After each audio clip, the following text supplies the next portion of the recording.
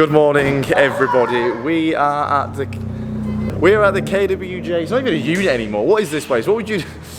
With the KWJ, what would you? No, what's the word for like a big thing? Commune. We're gonna go with that. We're at the KWJ commune. Obviously, this is one of his new units. Absolutely massive. He's got another big unit as well, and he's still got his old unit, and he's got another unit on the end. Doing really well for himself. Very proud of him. Obviously, if you remember KWJ from all those years when he was in his small unit at the end, now look, he's up huge, massive units, huge lifts everywhere.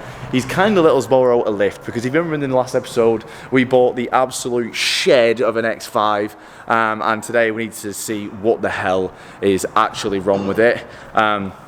We know one thing that's wrong with it, the brake line's bloody snapped in half. So we're getting up on the ramp to fix that and also to go over the car to see what else is wrong. Now I got mugged off with this car, and although I got scammed, sometimes you actually can't just help that in person. What you can help is getting mugged off online by using NordVPN. Now VPN stands for Virtual Private Network, and NordVPN are the best in the market. Now NordVPN adds an extra layer of security to your online self, and I wish Nord did a version to protect yourself from morally questionable people selling dodgy cars. Sadly, it doesn't. Now, NordVPN actually encrypts your internet traffic and it hides your IP address, or you can choose your own IP address from anywhere in the world. One, this actually stops hackers from stealing or accessing all of your information. I actually ran NordVPN on me, and apparently my email address was leaked to the dark web in 2017. And secondly, it gives you an advantage when searching for things online because you can hide your IP address, or you can choose one wherever you want from the world. Now, have you ever noticed when you're searching for insurance that the more you search for insurance, the more the prices go up? Yes, this is because they know that you're after insurance and they are putting the prices up. Now NordVPN will actually stop this because it changes your IP address. So every time you search for an insurance quote, you'll get an actual quote for a new person searching for an insurance quote. Now, have you also noticed on streaming services like Netflix that they show better shows in different countries than not in our country? You can change your IP address and you can go and watch all of those shows. NordVPN actually let you use up to 6 different devices on the same NordVPN account. So if you want to give it a go, you can use my special link which is on the screen now. It's nordvpn.com/Lockwood, which will give you an exclusive 2-year plan deal, and you get a bonus 4 months for free. And it's totally risk-free because they offer a 30-day money-back guarantee. Head over to nordvpn.com/Lockwood and make use of that special deal just for you. So we've got it up on the ramp here, and it's good because nothing can get on this ramp, can it, Cal? But the X5 can. So it was built for this ramp. We've got it up in the air, and I've took this wheel off just to see where exactly it's leaking from. Stand on here. So as you can see, it is leaking from the top of the copper line here. There's a little pinch in it just on the little bend, and that's where it's absolutely pissing out from, and it's rotten now. Something like this is absolutely annoying because you'll have a little bit of a leak, brake fluid gets all over the line, and then that just rusts the whole line, and you'll get even more of a leak. So it's kind of, it seals its own fate once you get a little bit of a brake leak, and you can see where it has been leaking all over the arm. I've just got a vice grip on there to try to block it off as much as I can to get it in here and everything, and just cable tie around so it doesn't fall off. Also, in the process of trying to clamp that, obviously I had to clamp it last night with something, and that's the best the AA guy could have. We was only not far away, so I clamped it, cable tied it to the anti-roll bar, and we made it here safely. And now annoyingly in the process, I've actually accidentally clipped the ABS wire, or the wheel speed sensor wire, with the pliers, and since I clipped that, I've got every light under the sun on the dashboard, and my speedo isn't working and nothing's working. So I'm going to chop this open and have a look at the wiring and try to rewire it back together, because a new ABS wire from like GT or anything, it's like £100, and they're like £10 on eBay. So obviously for the short-term fix, I'm just going to see if I can wire it back together and then just get a new one, which I believe unclips around here or something, on eBay. Now I've took the wheel off. Everything else seems pretty fine. I've checked all the wheels and everything's pretty tight and everything feels good, to be honest. The only thing is that this wheel, it's got a lot of play in it. Quite a bit of play, and I've looked, and it's this bottom arm here. The ball joint in there has got play on it. So we've ordered one of those. They're on the way as well. That was £30 from General Traffic, this arm. And it's got the ball joint in there. Hopefully it comes off easy.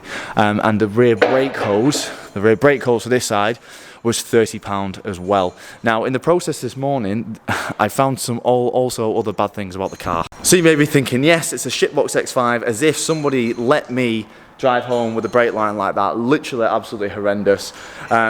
I've had more issues, to be honest. So we had the brake line. I've actually messaged the guy, kind of kicking off, but kind of, you know, not fully kicking off, saying, you've done this, you've done that. I'm just like, as if you let me drive home. I actually said, I hope to God you've not let me drive home knowing that the brake line was popped. He's actually apologising, and he's actually offering to pay for the brake line. I'm not sure if he is going to, because there's more things wrong with the car which he's hid and lied to me about, which I'll go over now.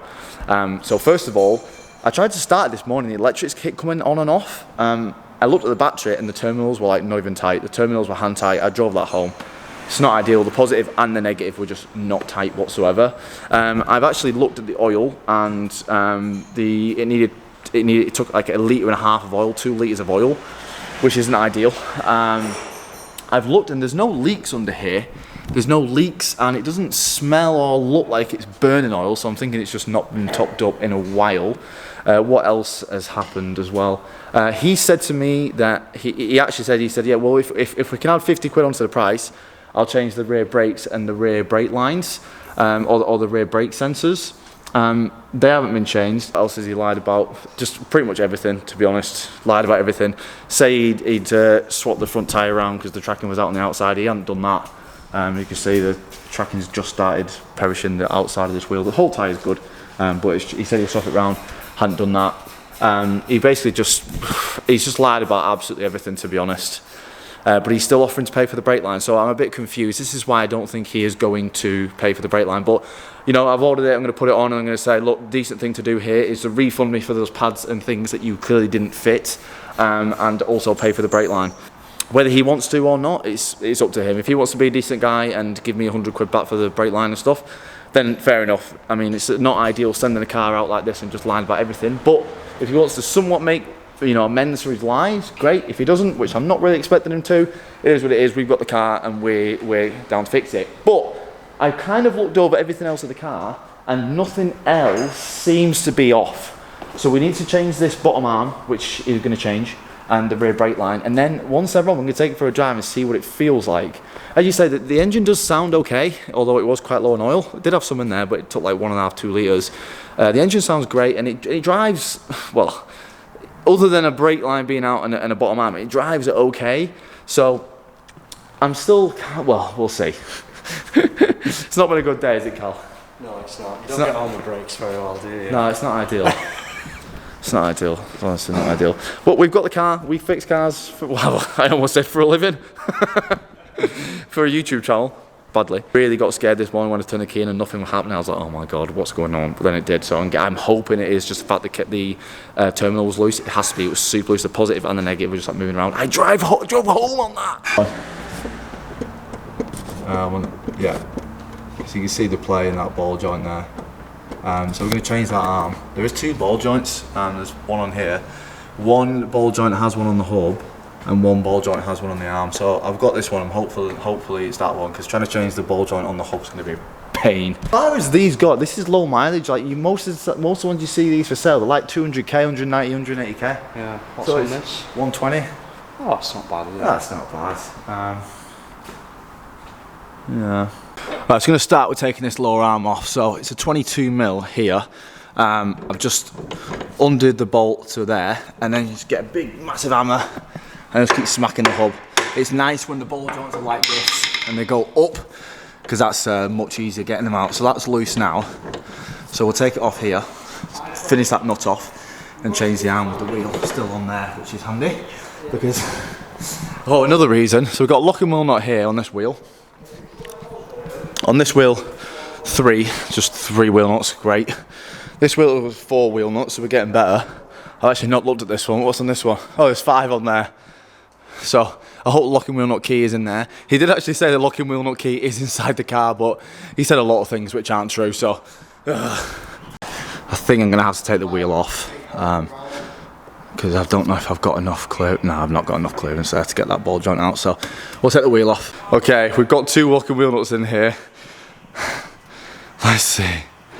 Yes! Oh my God, he's been truthful about one thing. Yes! Right, wheels off. Lucky. Ball joint's ready to come out. Let's just take this off. 17s, 2 17s, and let's pray that this ball joint is fucked. 16 and 18. everything's come off nicely so far. Annoyingly, the nut is seized on to the thread, so we're gonna have to try and cut this nut off. I got you, wee bastardy. So as you can see, what I've done here, this is the ABS line. This is one coming from the car. This is the one going to, obviously, the brake. So I've just got a razor blade, and I've just chopped off all the wiring on this side.